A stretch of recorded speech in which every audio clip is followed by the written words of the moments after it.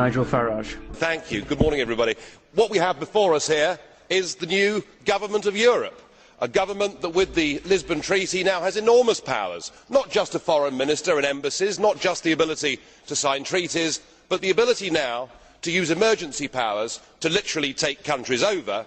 And yet what we have heard from the European Parliament big group leaders this morning is the demand that you take even more powers and do it even more quickly. And perhaps it is worth reminding ourselves that this treaty that gives this Commission these powers does not have democratic legitimacy in the European Union at all. You ignored referendums, you denied referendums, and you bullied the poor Irish into voting for a second time.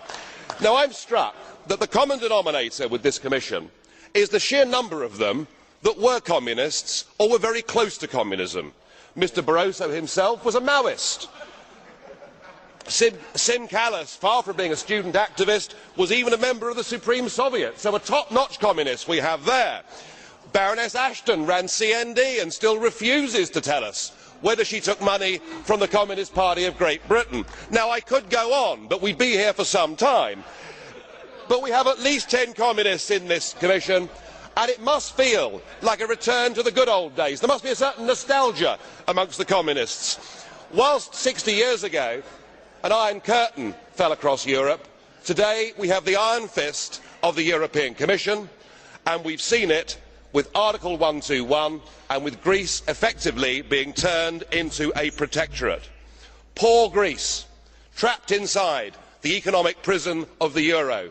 Poor Greece, trapped inside the modern day Volkerkerker, for which it appears there is no way out. What Greece needs, Mr Barroso, is devaluation, not sadomonetarism. Goodness knows what that is going to do to them.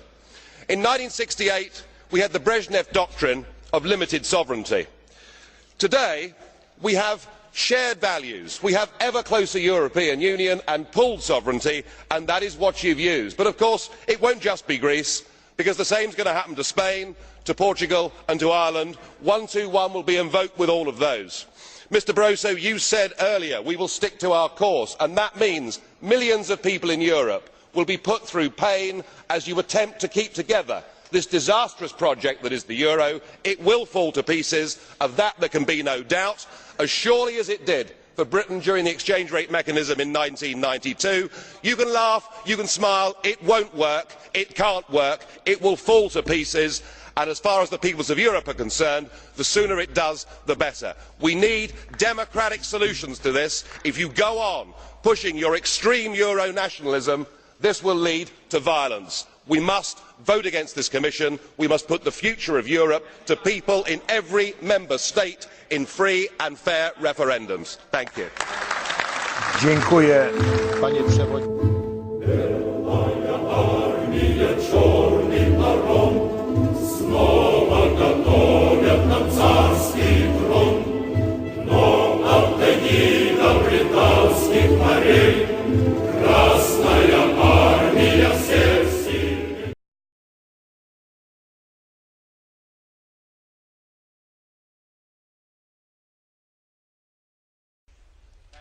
President, I voted against the Commission because I do not want to be governed by a European Commission of any composition.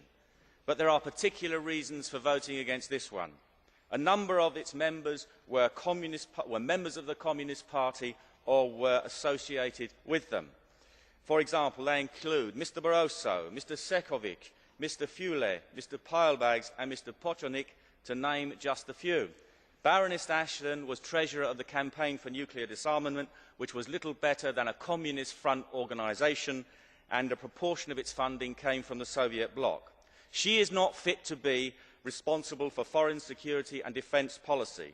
The noble Baroness worked to undermine the defence policy of her own country when we faced the gravest threat, a nuclear threat, from our enemies. The Commission is the new de facto government of the European Union. Europe is sleepwalking towards disaster. We are now governed by communist collaborators and quislings.